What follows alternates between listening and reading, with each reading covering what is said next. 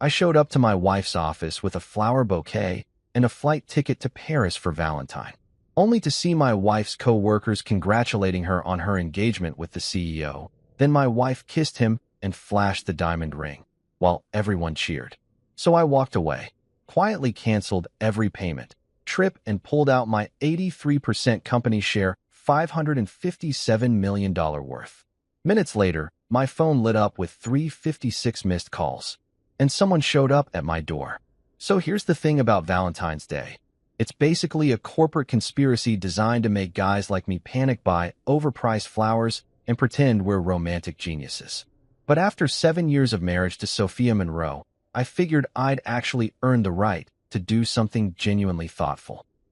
Hence why I'm standing in the marble and glass cathedral that is Leoriteca's lobby at 9 a.m. sharp, clutching a bouquet of red roses that cost more than most people's car payments and 2 first-class tickets to Paris that I'd been planning for months.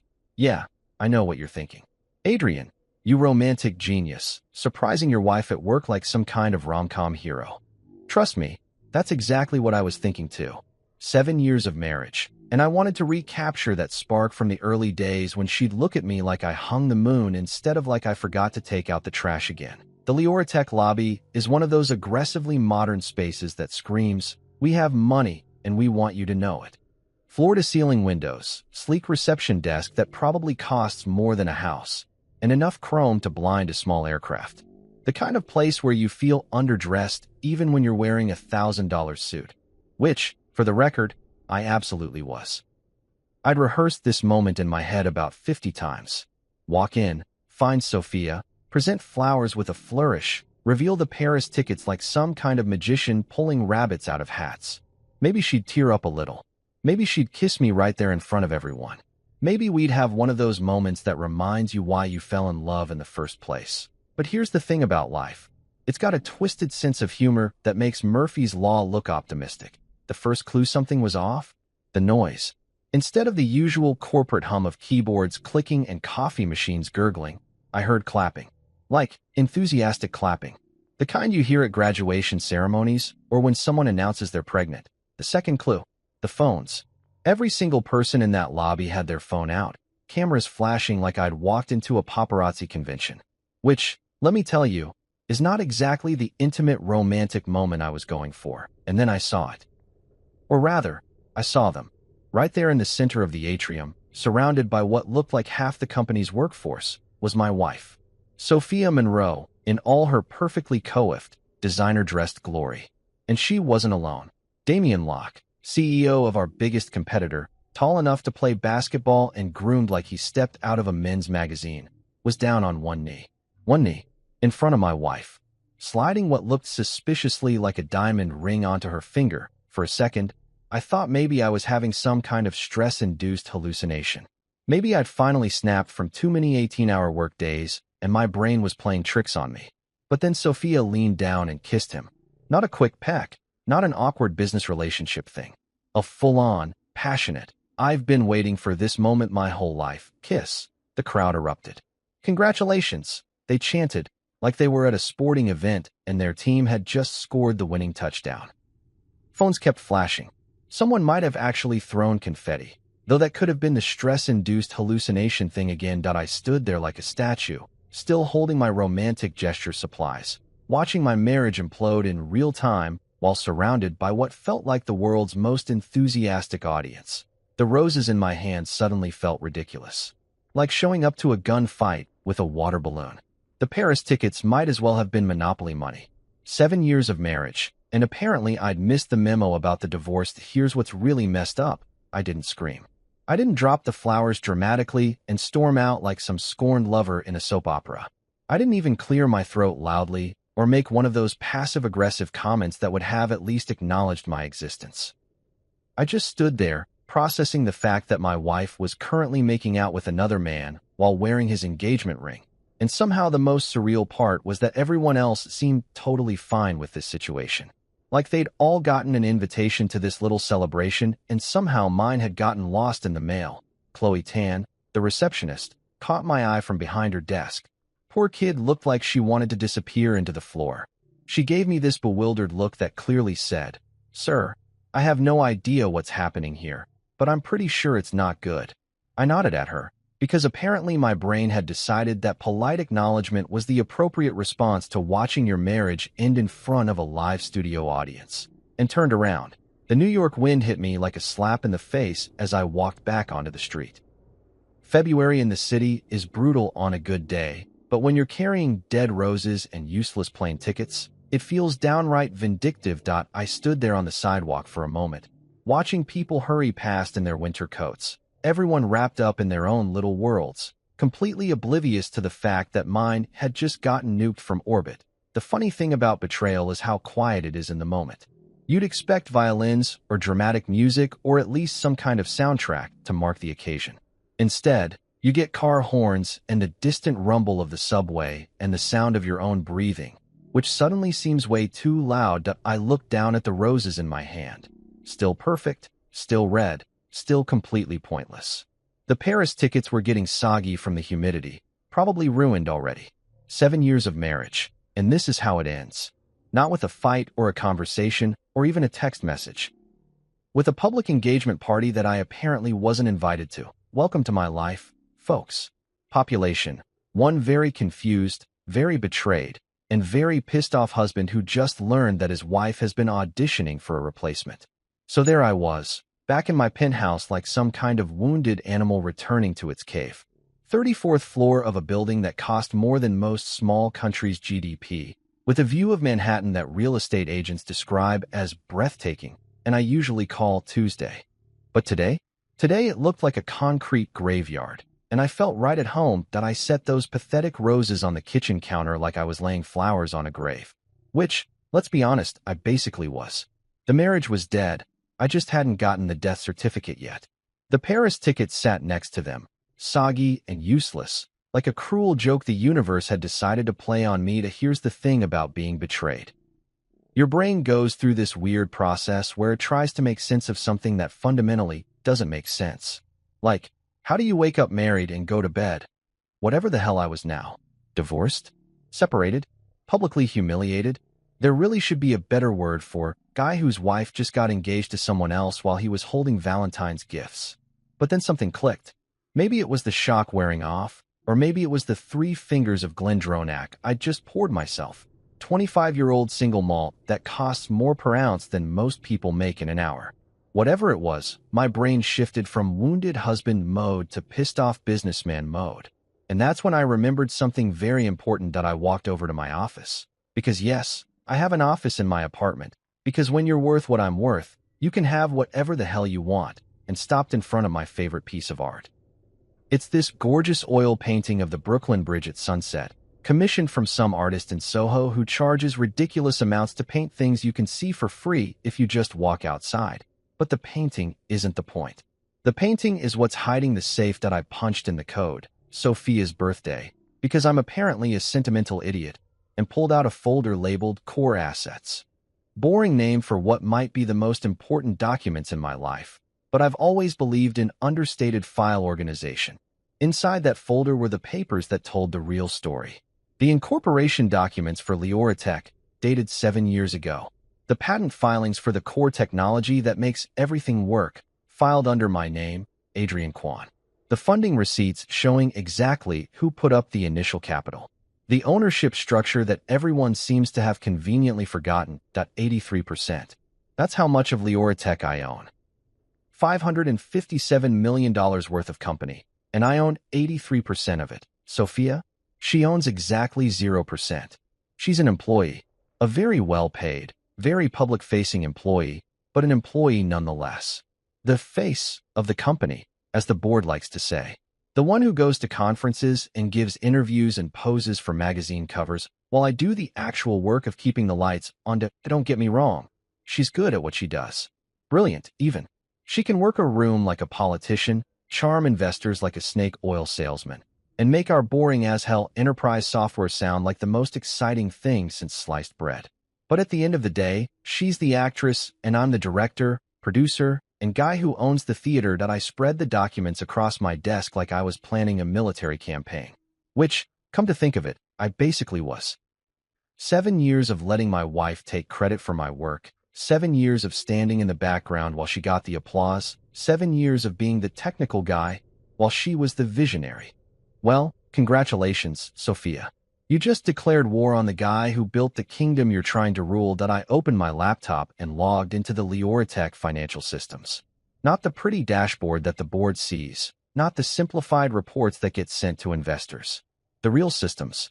The ones that actually control where the money goes. See, here's something most people don't understand about modern businesses. Everything runs on access codes and permissions and digital signatures. You can't just walk into a bank with a briefcase and demand cash like some kind of movie villain. Everything is ones and zeros, passwords and protocols. And guess who designed all those protocols? Your boy Adrian. That's who I started with the corporate credit cards. Sophia's card, which she uses for everything from business lunches to personal shopping sprees. Frozen.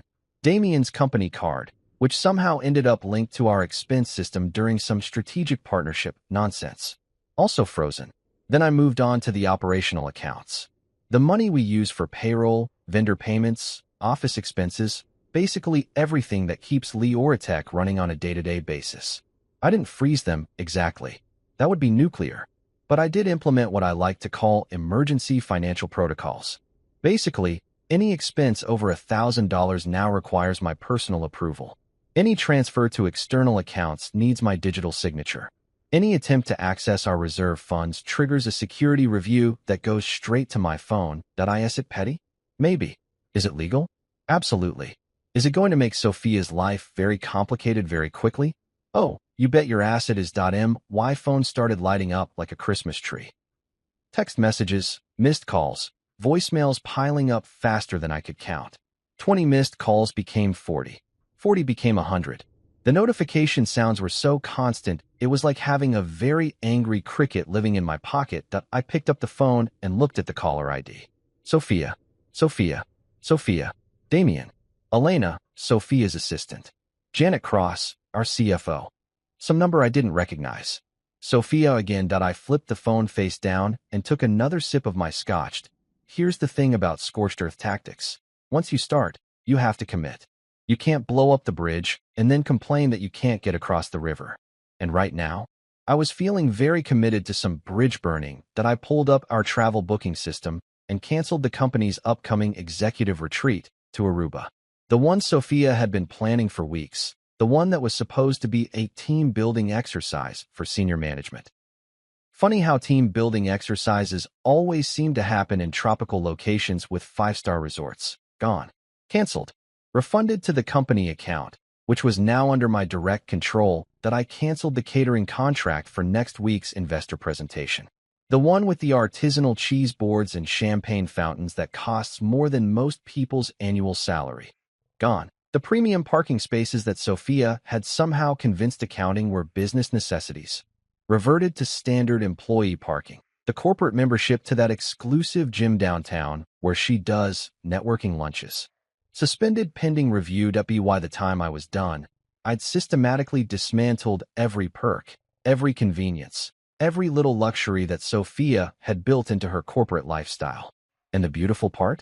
It was all completely legal, completely within my rights as majority owner, and completely devastating to someone who'd gotten used to living like a queen. My phone was still buzzing like an angry hornet. The number of missed calls had to be in the hundreds by now. But I just sat there, surrounded by the paperwork that proved I owned this empire, sipping my scotch and watching the city lights twinkle below. Tomorrow was going to be very interesting.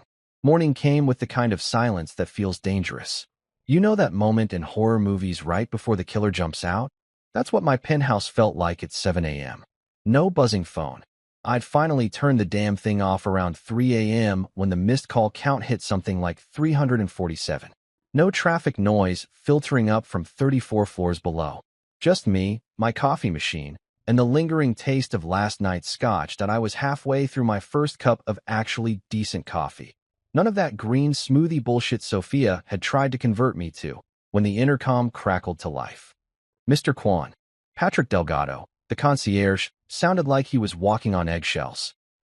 Patrick's worked this building for 15 years, seen everything from messy divorces to federal investigations, and he's got this professional poker face that could make a casino dealer jealous. But today, Today he sounded nervous. Yeah, Patrick, what's up? Sir, there's a young woman down here in the lobby. Says she works for your wife. I mean, Mrs. Monroe. Well, she looks pretty distressed, sir. Should I send her up? Elena Vargas. Had to be. Sophia's assistant, 26 years old, fresh out of NYU with a business degree and enough optimism to power a small city. Kid's been working for Sophia for 2 years, doing everything from scheduling meetings to picking up dry cleaning, and she genuinely believes she's learning from a visionary.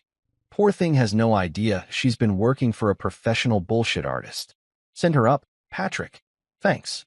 5 minutes later, my doorbell rang. When I opened the door, Elena looked like she'd been hit by a truck. Her usually perfect makeup was streaked with mascara. Her blonde hair was doing this weird thing where it looked like she'd been running her hands through it all night, and she was clutching an overstuffed handbag like it contained the secrets of the universe. Mr. Kwan, she said, and her voice cracked like she was 13 years old. I'm so sorry to bother you, but something's wrong with the systems and I don't know what to do, and Ms. Monroe isn't answering her phone, and, Elena. I held up a hand. Breathe. Come in. She stumbled into my living room like a lost tourist, looking around at the minimalist furniture and floor-to-ceiling windows with the kind of awe that said she'd never been in a place that cost this much per square foot. Which, let's be honest, she probably hadn't. Coffee? I asked. Yes, please. Thank you. I haven't slept, and she collapsed onto my couch like her legs had given out. I poured her a mug and handed it over. She wrapped her hands around it like it was a life preserver. Okay, I said, settling into the chair across from her. What's going on? The floodgates opened. The payroll system is frozen, she said, words tumbling out like she'd been holding them in all night. Nobody got paid this morning. Not just the executives, nobody. The cleaning crew, the security guards, the junior developers. Jenny from accounting called me crying because her babysitter bounced, and she can't afford another one if she doesn't get paid today. She took a shaky breath and kept going. And the investor summit. The one next week with the Goldman Sachs people? The venue called and said our deposit got reversed. Something about insufficient funds, which doesn't make sense because we had $12 million in the operational account last week. I sipped my coffee and said nothing. Elena's eyes were getting wider and more panicked. And then Ms. Monroe's corporate card got declined. At Starbucks, Mr. Kwan. Starbucks. She was trying to buy coffee for her meeting with the venture capital firm from Boston, and her card got declined for a $6 latte. She called me screaming, but I don't understand what happened. I checked with the bank, and they said the account is under some kind of administrative hold. What about Damien's card? I asked, keeping my voice neutral. Same thing. He tried to pay for lunch yesterday, some fancy place in Midtown, and his card got denied too. The restaurant manager had to come over and everything. It was so embarrassing. Damien called me personally, which never happens, and he was furious. He kept asking if there was some kind of system glitch. Elena set down her coffee mug and looked at me with those big, desperate eyes that people get when their world is falling apart and they can't figure out why. Mr. Kwan, is it a glitch? Because I've been up all night trying to figure out what went wrong, and I can't find anything. The systems look normal from my end, but nothing's working. It's like someone just turned everything off. I stood up and walked over to my desk, pulled out a cream-colored envelope with Elena's name written on it in my careful handwriting. I'd prepared it the night before, during my scotch-fueled strategic planning session. Elena, I said, handing her the envelope. I need you to give this to Sophia. Tell her she has 24 hours. She took the envelope with trembling hands. 24 hours for what? To resign as CEO, publicly acknowledge that I'm the founder and majority owner of Leoratech, and begin repaying the personal expenses she's charged to the company over the past 3 years. The amount comes to approximately $473,000. It's all itemized in the letter. Elena's face went white. Like vampire white. Mr. Kwan, I don't understand. Is this about yesterday? At the office. Smart kid. Smarter than I'd given her credit for. Elena, let me ask you something. Did you think it was normal? Your boss getting engaged to another man while her husband was standing in the lobby holding flowers. She looked down at her hands. I know, sir. I thought it was really weird. But Ms. Monroe said you two were separated, that you'd agreed to an amicable divorce, and that the engagement was just timing. Did she tell you that before or after I walked in? Elena's silence was answer enough. Here's the thing, Elena. Leoratech isn't our company. It's my company. I founded it. I built it. I own 83% of it. Sophia is an employee. A very well-paid employee, but an employee nonetheless. And as of yesterday, she became an employee who's breaching her fiduciary duty to the company and engaging in activities that directly harm shareholder interests. I sat back down and looked at this kid who was probably making 35 grand a year and living in a studio apartment in Queens, working 60-hour weeks for a boss who charges designer handbags to the company expense account. The system isn't glitched, Elena. The system is working exactly as I designed it to work. Every account freeze, every declined card, every suspended service. That's me protecting the company from further financial abuse. Elena stared at the envelope like it might bite her. Should I tell her it's not a glitch? Tell her the truth, I said. Tell her that her husband, ex-husband, whatever we're calling it now, isn't the pushover she thought he was. Tell her that actions have consequences, and that some bridges, once burned, don't get rebuilt.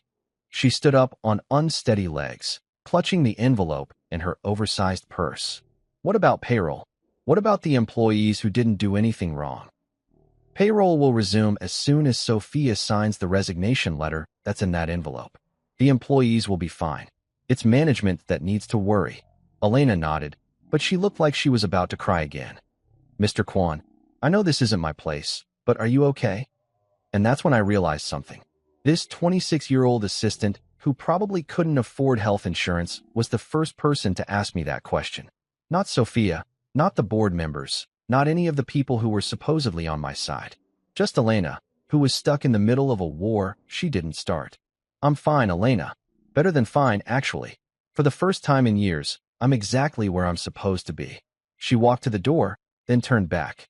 For what it's worth, Mr. Kwan, I always thought you were the real genius behind Leoratech. Ms. Monroe talks a good game, but you're the one who actually makes things work. Smart kid. Really smart kid. After she left, I poured myself another cup of coffee and watched the city wake up 34 floors below. Somewhere out there, Sophia was about to get a very unpleasant surprise that I couldn't wait. Here's something they don't tell you about declaring war on your wife. The waiting is the worst part. It's like sitting in a doctor's office, except instead of finding out if that weird mole is cancerous, you're waiting to see how spectacularly your marriage is going to explode. That I spent most of the day doing what I do best, working. Locked myself in my home office, reviewed patent applications, analyzed market reports, basically anything that required enough brain power to keep me from obsessing over whatever nuclear meltdown was happening at Leoratech headquarters. My phone stayed off. The landline stayed unplugged. For all intents and purposes, Adrian Kwan had vanished from the face of the earth. Around 6 p.m., I ordered Thai food from that place on Columbus that doesn't care if you're worth $500 million or living paycheck to paycheck. They just make really good pad Thai and leave you alone. I ate dinner watching the sunset paint Manhattan in shades of orange and gold, trying to pretend this was just another Tuesday instead of the day I nuked my life from orbit. But by 11 p.m., I was pacing. 34 floors up, with a view that real estate agents call commanding, and I felt like a caged animal. The city spread out below me like a circuit board, all lights and patterns and logic, but up here in my ivory tower, nothing made sense anymore. That's when the pounding started. Not a polite knock. Not a doorbell. Actual pounding, like someone was trying to break down my door with their bare fists.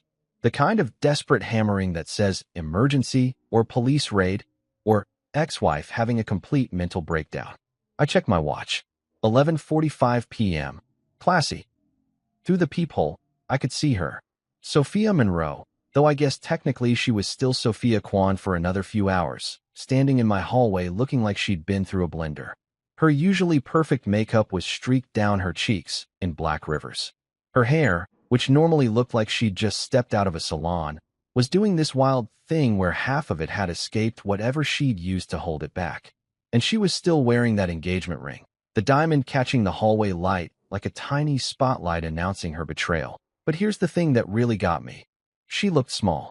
Sophia's never been tall, but she's got this presence that makes her seem bigger than she actually is. Command presence, they call it in the military. The ability to walk into a room and have everyone automatically assume you're in charge. Tonight? Tonight, she looked like a lost kid who'd wandered away from her parents at the mall. I opened the door.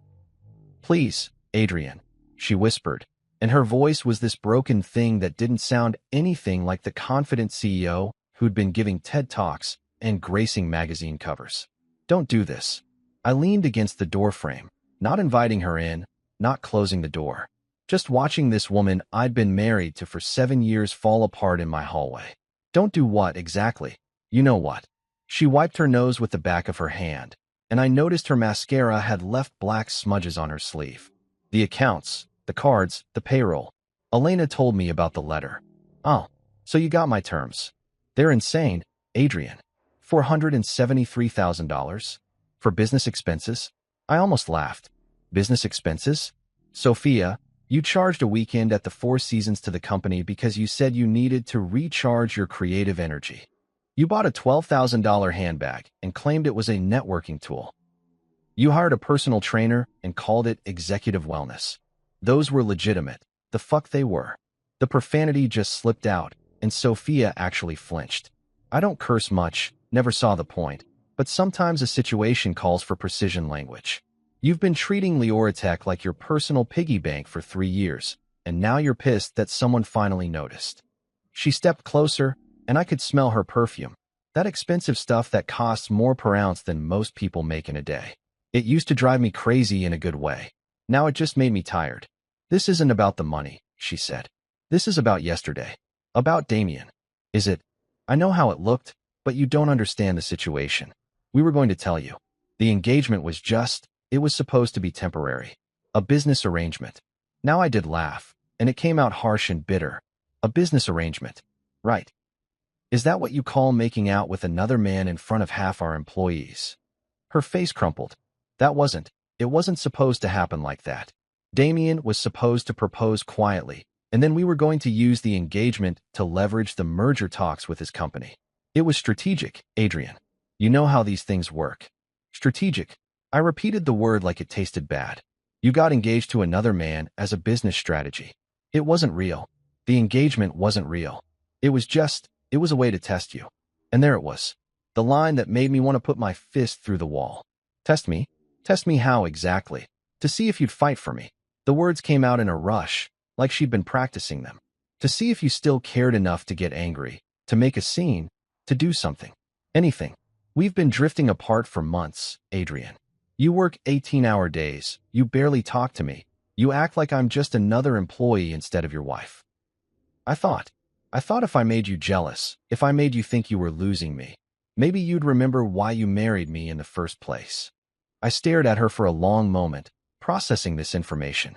My wife had gotten engaged to another man to test my devotion. My wife had humiliated me in front of our entire company because she wanted to see if I cared enough to fight back. Well, I said finally, congratulations.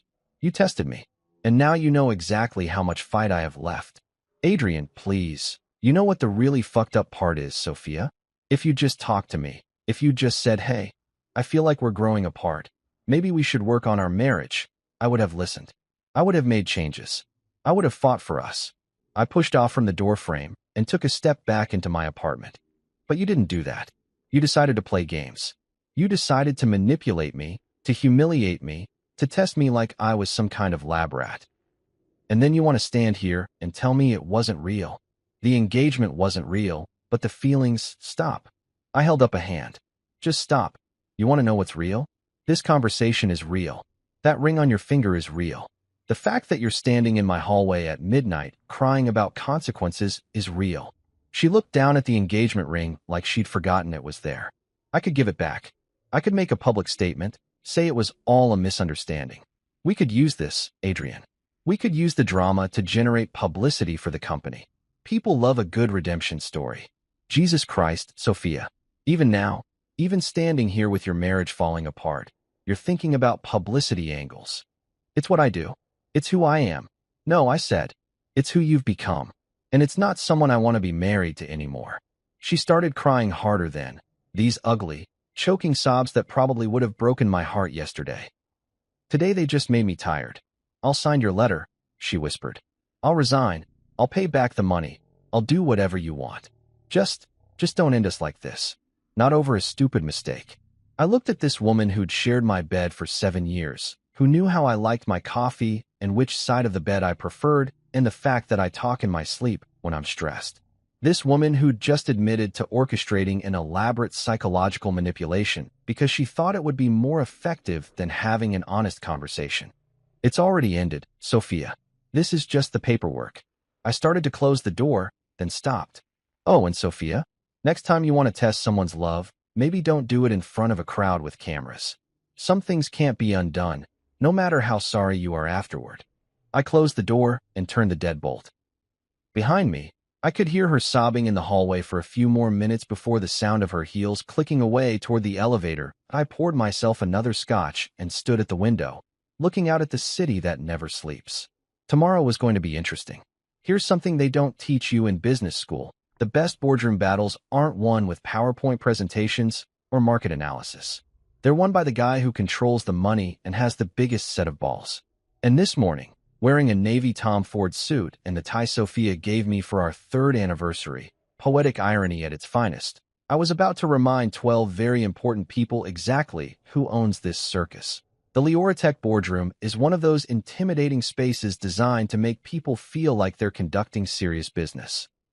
Floor-to-ceiling glass walls that overlook Manhattan, a conference table that probably cost more than most people's houses, and enough chrome and leather to outfit a luxury car dealership. The kind of room where billion-dollar deals get made and careers get destroyed, sometimes in the same conversation that I walked in at exactly 9 a.m., because punctuality is power, and surveyed my audience. 12 directors sat around that massive table like nervous disciples waiting for their messiah to show up. Janet Cross, our CFO, was clicking her pen in that rapid-fire pattern she does when she's stressed. Click, click, click, pause. Click, click, click, pause. Like a nervous metronome counting down to disaster. Marcus Webb, our lead investor from Goldman Sachs, was scrolling through his phone with the kind of focused intensity that said he was probably reading very unflattering articles about us. Dr. Patricia Huang, our head of R&D, looked like she hadn't slept in days. And sitting at the far end of the table, looking like she'd been dressed by a team of crisis management consultants, was my soon-to-be ex-wife. Sophia had pulled herself together since last night's hallway breakdown. Perfect makeup hiding the evidence of her midnight crying session, hair styled within an inch of its life, and a conservative black suit that screamed, responsible executive having a very bad week. She was clutching a manila envelope like it contained her last will and testament, which, come to think of it, it basically did. I took my seat at the head of the table. Because yes, I sit at the head of the table, because I own 83% of this company, and looked around the room with the kind of calm that comes from knowing you hold all the cards. Good morning, I said, setting my own folder on the table. Thank you all for coming on such short notice. I know yesterday's events have raised some questions, and I thought it was time we cleared the air. Marcus Webb cleared his throat. Adrian, we need to discuss the operational issues. The payroll freeze, the suspended accounts, the canceled investor summit. Our portfolio companies don't typically. Before we get to that, I interrupted, I think we need to establish some basic facts about Leoratech's ownership structure and leadership hierarchy. There seems to be some confusion in the market. I opened my folder and pulled out the incorporation documents, spreading them across the table like I was dealing cards. Leoratech was founded 7 years ago by me, Adrian Kwan. I provided the initial capital, developed the core technology, and filed all the foundational patents. I currently own 83% of the company. Dr. Huang leaned forward. Adrian, we all know you're the majority shareholder, but do we? I turned to face the board. Because yesterday I watched TechCrunch publish an article calling Sophia the visionary behind Leoratech's revolutionary platform. Last month, Forbes profiled her as the CEO who's redefining enterprise software. And 3 weeks ago, she gave a keynote at the Digital Innovation Summit where she talked about her company and her vision for the future. The pen clicking stopped. Janet's face had gone pale. Now, I understand that Sophia has been an excellent public face for the company.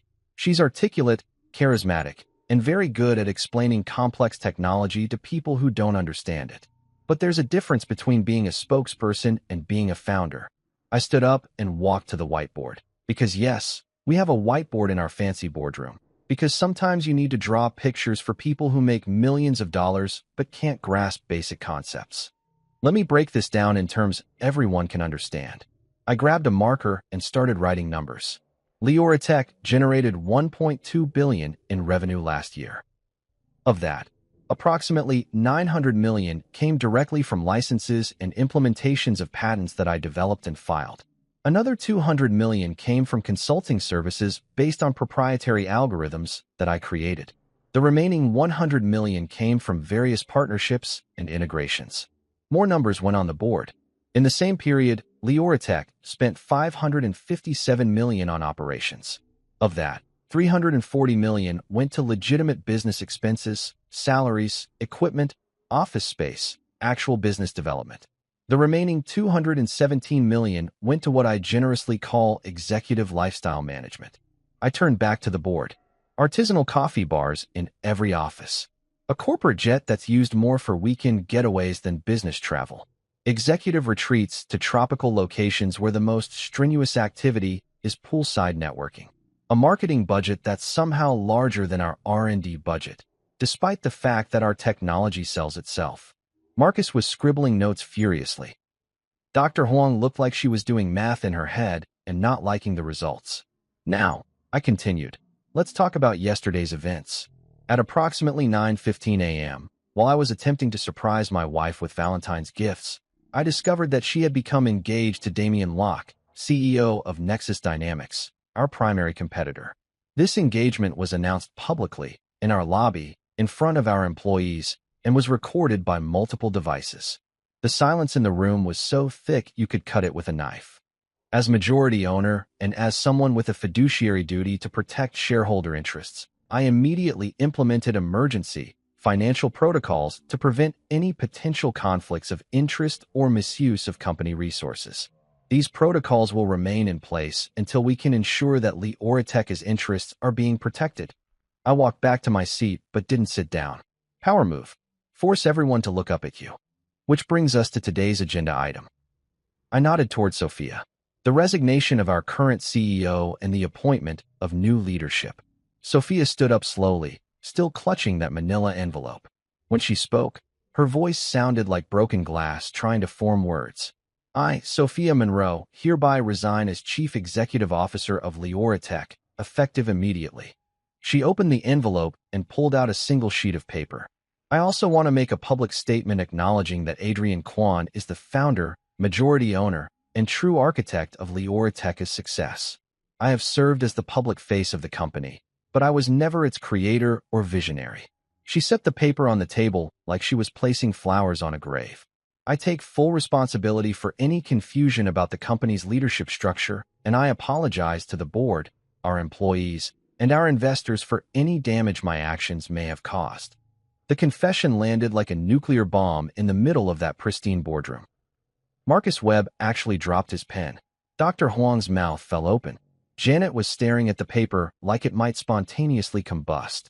Furthermore, Sophia continued, I acknowledge that certain personal expenses may have been inappropriately charged to company accounts, and I commit to working with our financial team to identify and repay any such charges. She sat down heavily, like her legs had given out. I let the silence stretch for a full 30 seconds before speaking. Thank you, Sophia. I accept your resignation. I turned to the board. I'm assuming the role of CEO and Financial Oversight Director, effective immediately. Any expenditures over $10,000 will require my personal approval. Any contracts or partnerships will require board review. Any public statements about company direction or strategy will come through me. Dr. Huang raised her hand like she was in school. What about Damien Locke? What about Nexus Dynamics? Damien Locke is permanently banned from any involvement with Leoratech business. Any existing partnerships or collaborations with Nexus Dynamics are terminated as of today. We'll honor existing contracts, but there will be no new agreements. Marcus finally found his voice. Adrian, this is a significant change in leadership structure. The investors will want to see a transition plan, stability metrics. The investors, I said, sitting down and folding my hands, will get exactly what they've always wanted. a company run by the person who actually built it. Leoratech just became a lot more stable, not less. I looked around the table at 12 very expensive people who were slowly realizing that their understanding of this company had been fundamentally wrong for 7 years. Any other questions? The silence told me everything I needed to know. Good.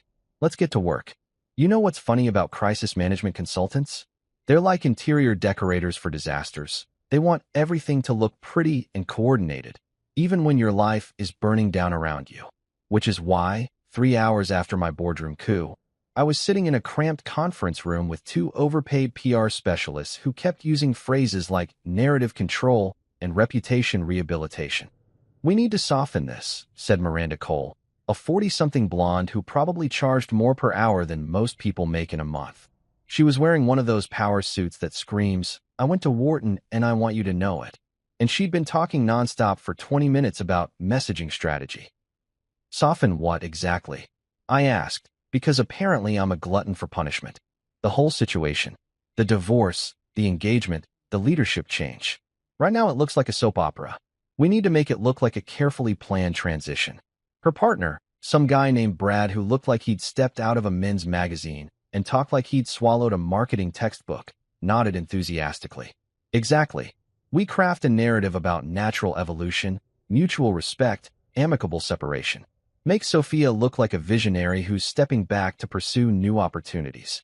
I looked at these two and wondered if they'd been dropped on their heads as children. "Let me get this straight," I said. "You want me to lie? You want me to pretend that my wife didn't publicly humiliate me, didn't embezzle company funds, and didn't get engaged to our biggest competitor while I was standing in the lobby holding flowers?" Miranda leaned forward with the kind of earnest expression that probably worked on naive startup founders. "We want you to control the narrative before someone else does. Right now, you look like a vengeful ex-husband who's using his business position to punish his wife. That's not good for anyone." "I am a vengeful ex-husband using my business position to punish my wife," I said. "That's literally exactly what's happening here. Why would I pretend otherwise?" Brad jumped in with his consultant voice. "Because perception is reality in the business world, Adrian. It doesn't matter what actually happened. It matters what people think happened." I stared at him for a long moment, then stood up and walked to the window. We were in one of those generic conference rooms that corporate lawyers love: beige walls, fluorescent lighting, furniture that looks like it was designed by a committee of accountants. The kind of place where souls go to die. "You know what?" I said, turning back to face them. "You're fired." Miranda blinked. "Excuse me? You're fired. Both of you. Send me your bill, and don't let the door hit you on the way out." They gathered their laptops and their dignity and left without another word.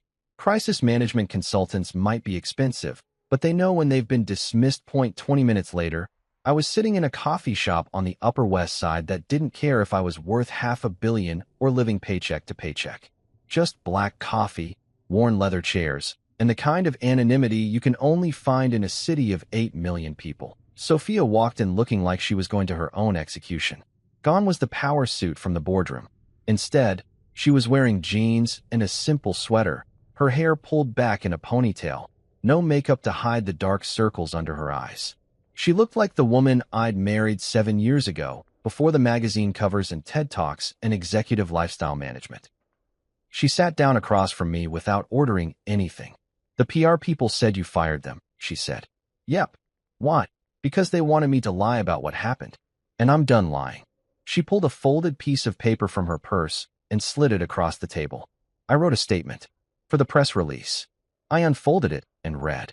It was exactly the kind of corporate poetry that Miranda and Brad would have loved. Phrases like mutual decision to pursue separate paths and deep respect for our shared accomplishments, an exciting new chapter in both our personal and professional lives. Pure, grade A bullshit that I folded the paper back up and handed it to her. "No, Adrian, no. I'm not signing off on some fairy tale that makes you look like a visionary and me look like a supportive partner. That's not what happened." I pulled out my phone and opened a new note. "Here's what we're going to say." I started typing, reading aloud as I wrote. Leoratech announces a change in leadership structure, effective immediately. Adrian Kwan, founder and majority owner of Leoratech, has assumed the role of Chief Executive Officer. Sophia Monroe has resigned from her position as CEO to pursue other opportunities. Sophia was shaking her head. That makes me sound like I was fired. You were fired. By your husband, for sleeping with the competition. But I'm being generous and calling it a resignation. Adrian, please. I held up a hand and kept typing. Mr. Kwon founded Leoratech 7 years ago and has been the primary architect of its technology platform and business strategy. Ms. Monroe served as the public face of the company during its growth phase. The transition reflects Leoratech's evolution into a more technically focused organization under its founder's direct leadership. I looked up at her. That's it. Simple, factual, and true. It doesn't explain anything. People are going to ask questions. Let them ask. The truth isn't complicated, Sophia. You got caught embezzling and cheating, and now you're facing consequences. Everything else is just noise. She was quiet for a long moment, staring at her hands. What about the engagement? What about Damien? What about him? People saw the video. It's all over social media. They're going to want to know how that fits into the timeline. I shrugged. That's between you and Damien. Leoratech's statement is about Leoratech business. Your personal life is your personal problem. But if you don't address it, people are going to assume what actually happened. That my wife got engaged to another man while she was still married to me, and that I responded by taking control of the company I built. Which is exactly what happened. I finished typing and showed her the screen. This goes out at 5 p.m. today. You can issue your own statement if you want to explain yourself, but this is Leoratech's official position. She read it again, her face getting paler with each word. This is going to destroy my reputation. Your reputation destroyed itself yesterday morning. I'm just declining to help rebuild it. Adrian, I know you're angry. I'm not angry anymore, I said, and realized it was true. I was angry last night. This morning I was furious. But right now I'm just tired.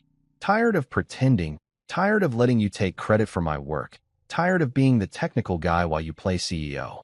I stood up and left a 20 on the table for coffee I hadn't finished. The statement goes out at 5. If you want to add anything, you've got until 4:30. What if I refuse to sign it? Then it goes out without your signature. And tomorrow I start talking to journalists about the $473,000 in fraudulent expenses. Your choice. I walked out of that coffee shop and into the afternoon Manhattan chaos, leaving my soon-to-be ex-wife sitting alone with a statement that told the truth for the first time in years. It's exactly 5 p.m. The press release went live. By 5:30, my phone was ringing off the hook with interview requests. By 6 p.m., TechCrunch had posted an article calling me the hidden genius behind Leoratech's success.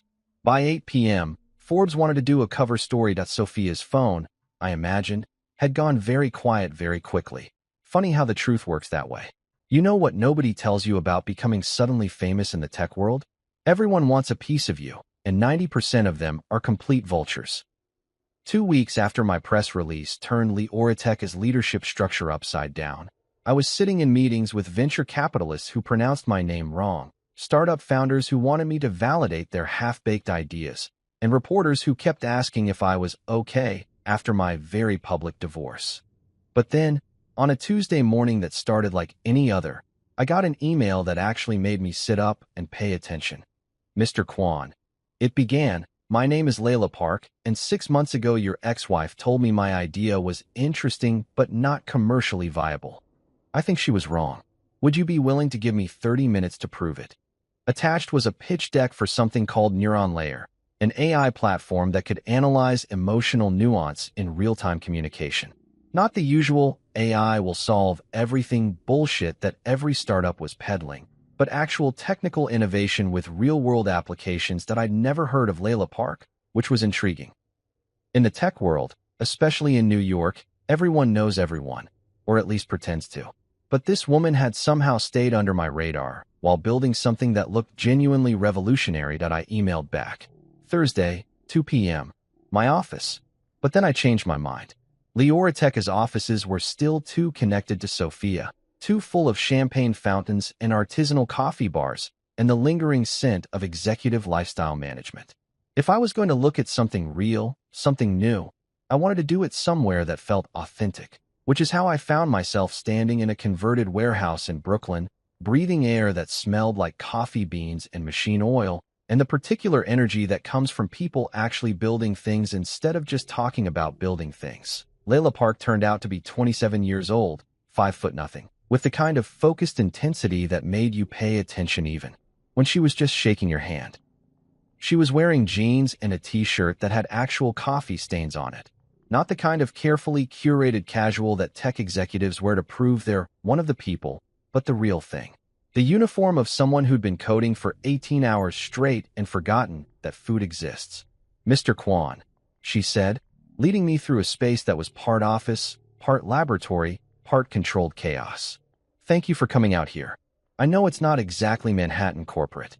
"That's exactly why I wanted to come here," I said, looking around at workstations that were obviously built for function over form, whiteboards covered in actual equations instead of marketing slogans, and a coffee setup that involved a single, ancient machine instead of a barista who charged more per latte than most people make in an hour. The team was small.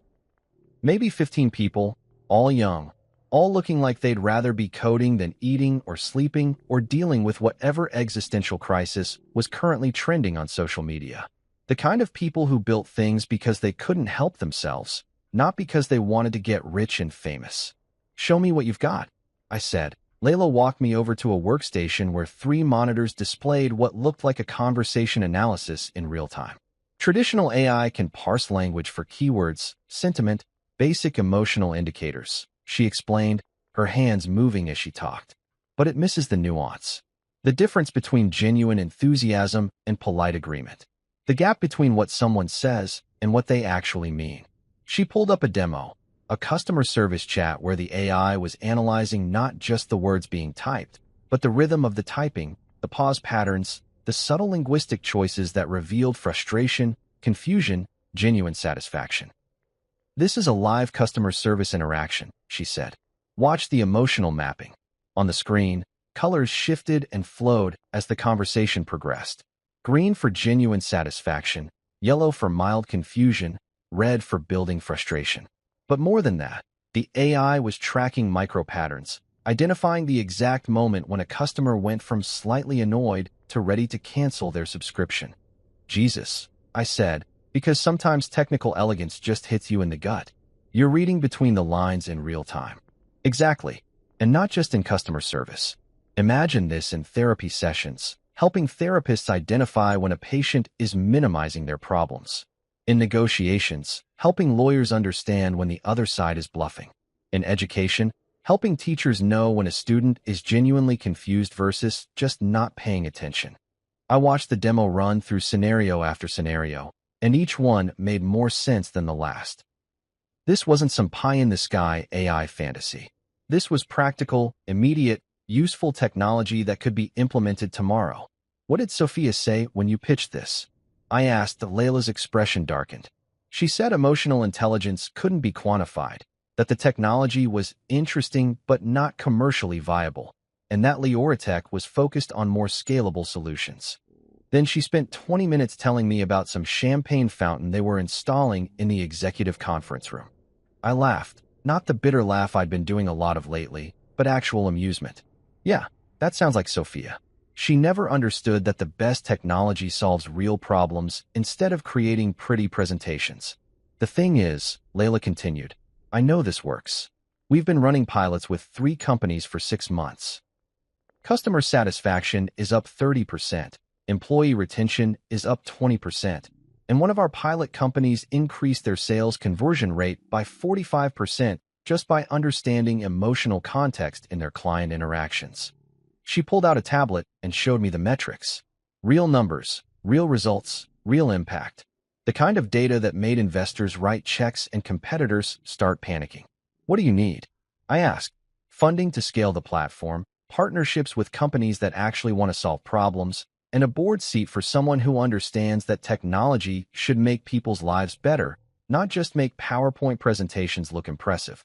I looked around the warehouse again, at the team of brilliant kids who were building something that could change how humans communicate, at the workstations that prioritized function over form, at the energy of people who believe they could actually make the world better through code. 25 million for 40% and a board seat," I said, Layla blinked. I what? $25 million for 40% equity and a board seat. Standard terms. I'll have my lawyers draft the paperwork by Friday. The warehouse went quiet. Not the nervous quiet of people afraid they're about to get fired, but the stunned quiet of people who've just realized their dreams are about to become reality. Mr. Kwan, Layla said, are you serious? Dead serious. But I have conditions. Her face got cautious. What kind of conditions? No champagne fountains. No artisanal coffee bars. No executive retreats to tropical locations.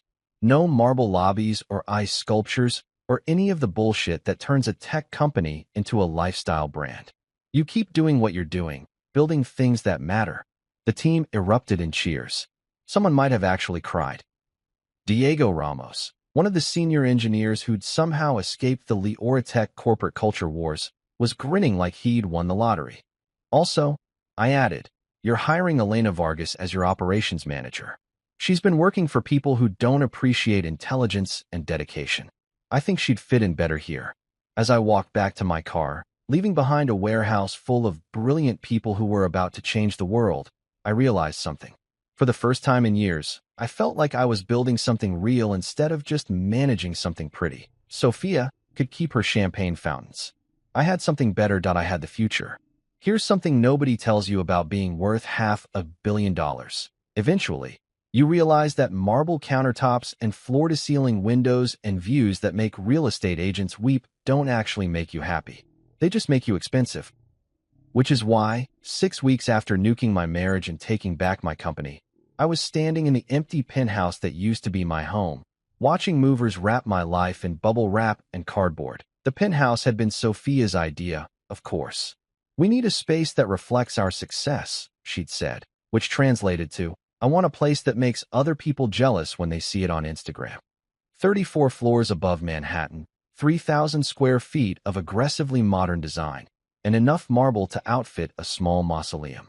The kind of place where you're afraid to put your feet up because everything costs more than most people's cars. But as I watched the movers tape up boxes and dismantle furniture that I'd never actually liked, I felt lighter. Like I was shedding skin that had never quite fit right. Sir, one of the movers, a guy named Carlos who'd been doing this job for 20 years and had the arms to prove it, gestured toward the kitchen. What about the espresso machine? I looked at the chrome monstrosity that took up half the counter space and required a PhD in mechanical engineering to operate. Sophia had bought it because some lifestyle blogger said it was essential for the modern executive. I'd used it maybe twice, and both times I'd ended up just going to the deli downstairs for actual coffee. Leave it, I said. The new owners can figure out what to do with it. 3 hours later, I was standing in what was about to become my new home, a 2-bedroom apartment on the Upper West Side that cost about 1/10 of what the penthouse had been worth. Hardwood floors that creaked in all the right places, windows that actually opened, and a kitchen where you could make coffee without a computer science degree. The building was one of those pre-war places that had actual character instead of designer character. My neighbors weren't investment bankers or corporate lawyers or people who introduced themselves by mentioning their net worth. They were teachers and artists and grad students and people who held the elevator for strangers and said, thank you, when you did the same. Mrs. Chen from 4B brought me homemade dumplings on my first day. Welcome to the building, she said, like it was perfectly normal to feed your neighbors instead of pretending they didn't exist. When I told her I was between jobs, technically true, she didn't ask what I did before or how much money I made. She just said the dumplings were better reheated in a pan, not the microwave. That first night, sitting on my couch, an actual comfortable couch, not some designer torture device that looked good in magazines, eating Mrs. Chen's dumplings and listening to the sounds of people living actual lives instead of performing success, I felt something I hadn't felt in years, peace, which is probably why, when Columbia University called 3 days later, I didn't hang up immediately. Mr. Kwan, said Dr. Margaret Torres, chair of the computer science department, we'd like to offer you a visiting professorship. 1 class per semester, graduate level, focus on practical applications of emerging technologies. Teaching. When was the last time I'd thought about teaching? Probably never, if I'm being honest. My career had been about building things, selling things, scaling things. The idea of standing in front of a classroom, and actually explaining concepts instead of just implementing them felt completely foreign. What would I be teaching? I asked. Whatever you want.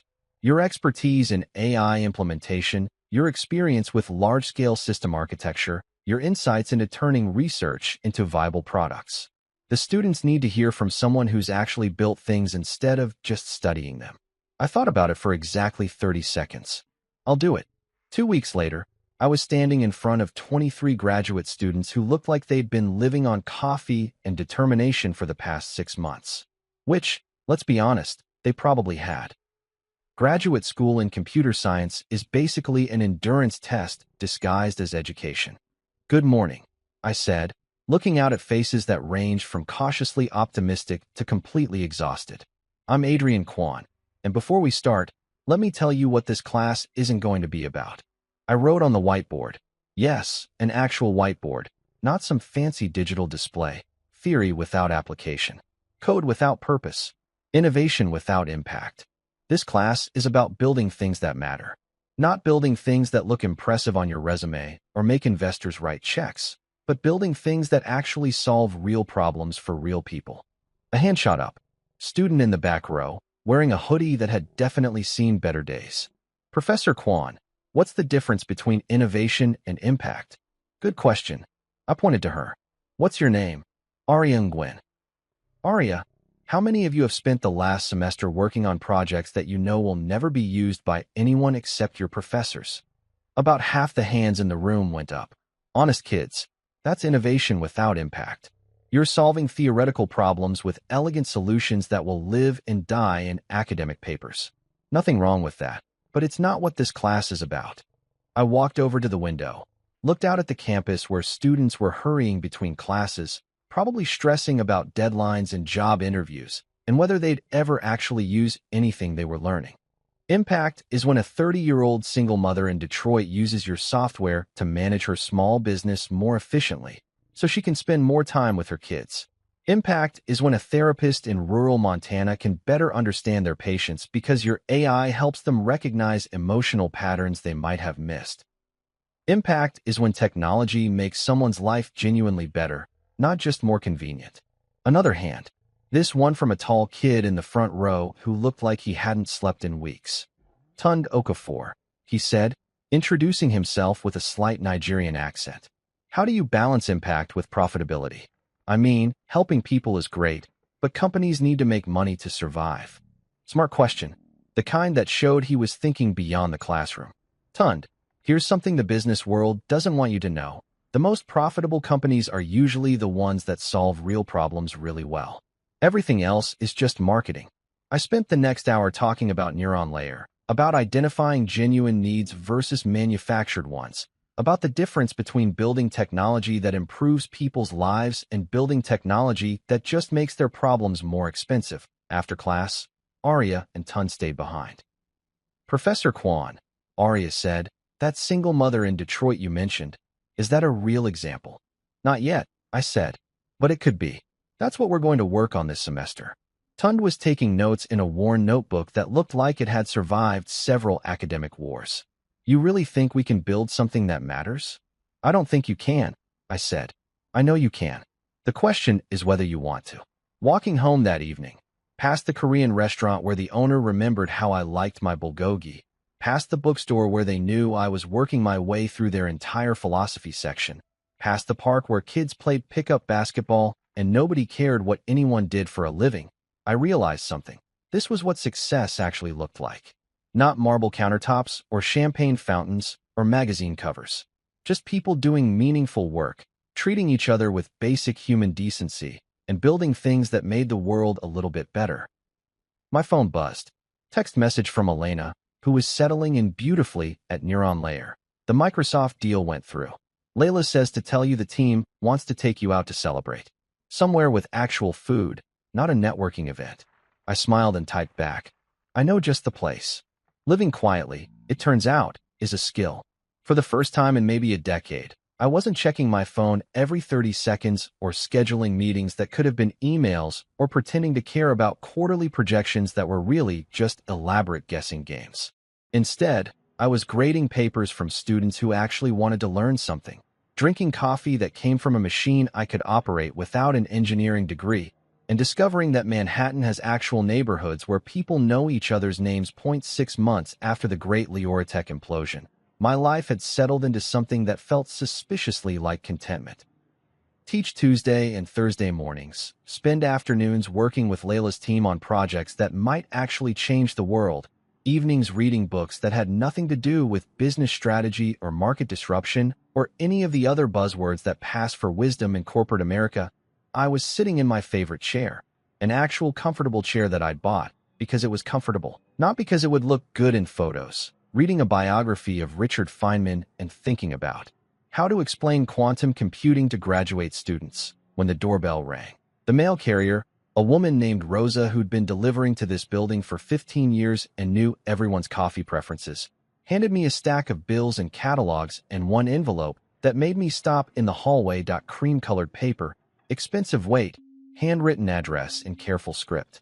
No return address, but I recognized the handwriting immediately. 7 years of marriage teaches you things like that. Sophia. I stood there for a long moment, holding that letter like it might explode. Part of me wanted to throw it away unopened, let whatever she had to say disappear into the New York City waste management system along with all the other garbage. But curiosity won out, like it usually does. Back in my apartment, I opened the envelope carefully, because apparently I'm the kind of person who still respects good stationery, even when it comes from people who've betrayed me. The letter was 3 pages long, written in the same careful script on matching paper. Real paper, the kind that costs more per sheet than most people spend on lunch. Even in exile, Sophia maintained her standards. Adrian, I don't expect you to read this, but I needed to write it. Therapy. Yes, I'm in therapy now. Dr. Miranda Castellanos in Portland, if you're wondering, says that sometimes we need to say things out loud, even if the other person never hears them. But I'm hoping you'll hear this that I'm in Portland now. Teaching coding to kids who can't afford computers, working with a nonprofit that refurbishes old laptops and gets them to families who need them. It's not glamorous work. There are no magazine covers or TED Talks or networking events with artisanal cheese boards. Just kids who want to learn and computers that crash more often than they work, and the kind of satisfaction that doesn't photograph well for Instagram, that I had to stop reading and pour myself a cup of coffee. Portland. Teaching kids. The woman who used to complain about flying commercial was now apparently working with nonprofit organizations and refurbished computers. The funny thing is, I'm good at it. Not good at teaching. I'm still learning that part, but good at connecting with these kids. They don't care that I used to be on magazine covers or that I know how to work a room full of investors. They care that I can show them how to write code that does something useful, how to solve problems that matter to them. Last week, a 15-year-old named Marcus built an app that helps his grandmother track her medications. Nothing fancy, just a simple reminder system with a user interface designed for someone with arthritis. It's not going to change the world or make anyone rich, but it's going to help one person live a little easier. And watching Marcus demo it to the class, seeing how proud he was of building something that mattered, I understood something I should have figured out years ago. You tried to teach me this, didn't you? The difference between being important and being authentic. Between building things that look impressive and building things that actually work. Between performing success and actually achieving it. I set the letter down and walked to the window. Outside, Mrs. Chun was tending to the small garden she'd somehow convinced the building management to let her plant in the courtyard. Nothing fancy, just tomatoes and herbs and flowers that made the space feel alive instead of just functional. I know this doesn't excuse what I did. I know saying sorry doesn't undo the humiliation or the betrayal or the fact that I spent 3 years treating your company like my personal piggy bank. I know that getting engaged to Damien while you were standing in the lobby with flowers is probably the most selfish, cruel thing I've ever done to another human being. But I want you to know that it wasn't calculated.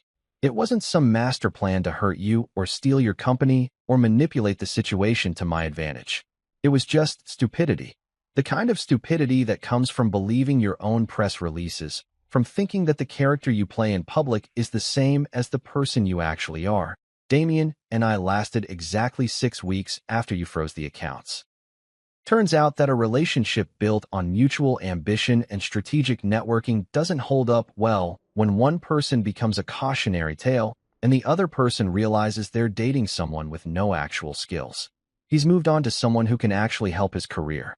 I've moved on to kids who think coding is magic. I laugh despite myself. 6 weeks. Their great romance, their strategic partnership, their whatever the hell it was had lasted 6 weeks once the money and the glamour and the mutual benefit disappeared. That I don't expect forgiveness. I don't expect us to be friends or to have coffee and catch up on old times. I don't even expect you to finish reading this letter. But I wanted you to know that your example, your actual example, not the version of you I created in my head to justify my behavior, has been haunting me for 6 months. Every time one of these kids shows me something they've built, every time I see genuine excitement about solving a real problem instead of impressing an audience, I think about you standing in that boardroom, calmly explaining the difference between creating value and performing success. I think about all the times you tried to show me that same difference, and how I was too busy playing CEO to notice that. I hope you're building things that matter. I hope you're working with people who appreciate your brain instead of just your bank account. I hope you found the kind of satisfaction that doesn't need an audience to validate it. That I hope you're happy. Sophia P.S. Elena sent me pictures of the Neuron Layer launch event. It looks like everything Leoratech should have been. People who care about the work more than the party. I'm glad you found them. I read the letter twice, then folded it carefully and put it back in the envelope. Outside, the afternoon light was starting to fade, and I could hear the sounds of people coming home from work, kids playing in the courtyard, the gentle chaos of a neighborhood where people actually lived instead of just existing. The truth was, I didn't know how I felt about Sophia's letter. Angry? Relieved? Sad? Maybe all of those things, or maybe none of them. Maybe the most honest response was just acknowledgement. She'd said what she needed to say, and I'd heard it. And that was enough. That I filed the letter in my desk drawer, next to the incorporation papers for Leoratech and the patent documents and all the other artifacts of a life I used to live. Not because I was keeping it as evidence or planning to frame it or anything dramatic like that. Just because some things deserve to be preserved, even when you're not sure. WHY.my phone bust. Text from Tund, my star student who was working on an AI system to help small farmers optimize crop rotation. Professor Kwan, the Ghana pilot program results are in. 23% increase in crop yield. The farmers want to expand the system to 3 more villages. I smiled and typed back. Excellent work. Let's talk about scaling on Thursday. Real problems, real solutions, real impact. Just like we talked about in class. Sometimes the best revenge is just living well. You know what winning actually looks like. It's not applause or magazine covers or ice sculptures shaped like your company logo. It's standing in your office, your real office, not some marble temple to corporate excess. Watching people solve problems that mattered. I was back at Leoratech, but it looked nothing like the place Sophia had turned into her personal stage. Gone were the champagne fountains and artisanal coffee bars and networking lounges that served no purpose except burning money. Instead, the space hummed with the sound of actual work. Keyboards clicking, code compiling, engineers collaborating on solutions instead of posing for LinkedIn photos. Janet Cross walked by, no longer clicking her pen like a nervous metronome. She'd thrived under actual financial guardrails, turned out. Amazing what happens when someone gives you clear rules instead of vague suggestions about brand building and executive presence. My phone buzzed. Layla, texting from Neuron Layer's new offices. Microsoft deal is official. 3-year contract, $127 million. Also, Elena says hi and wants to know if you're free for dinner Thursday. Somewhere that serves actual food, not networking opportunities. I smiled and typed back.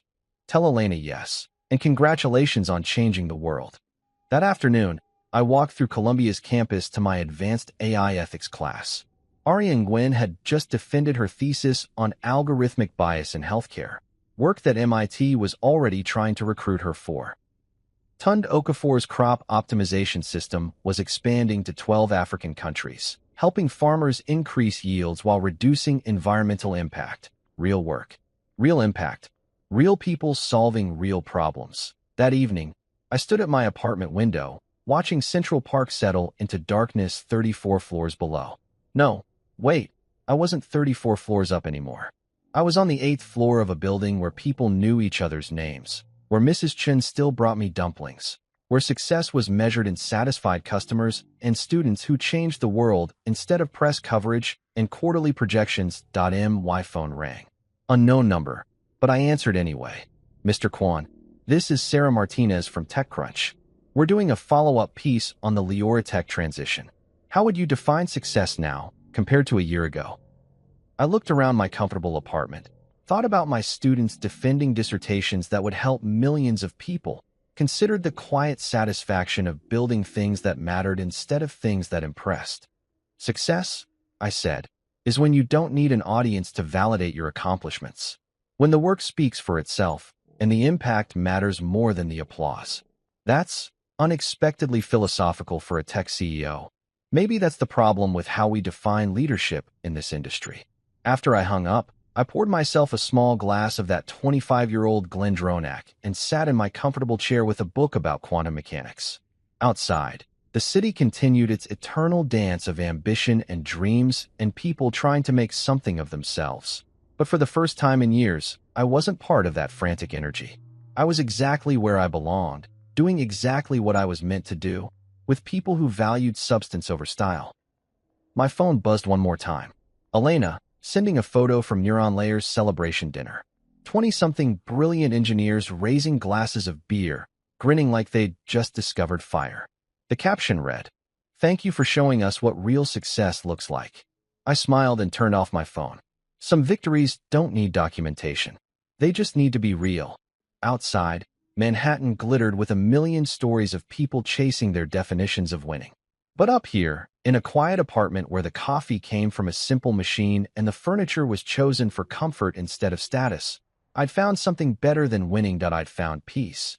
And in a city that never sleeps, in an industry that never stops performing, in a world that confuses noise with progress, peace was the rarest victory of all. The war was over. The battlefield was quiet. And for the first time in years, Adrian Kwan was exactly where he belonged.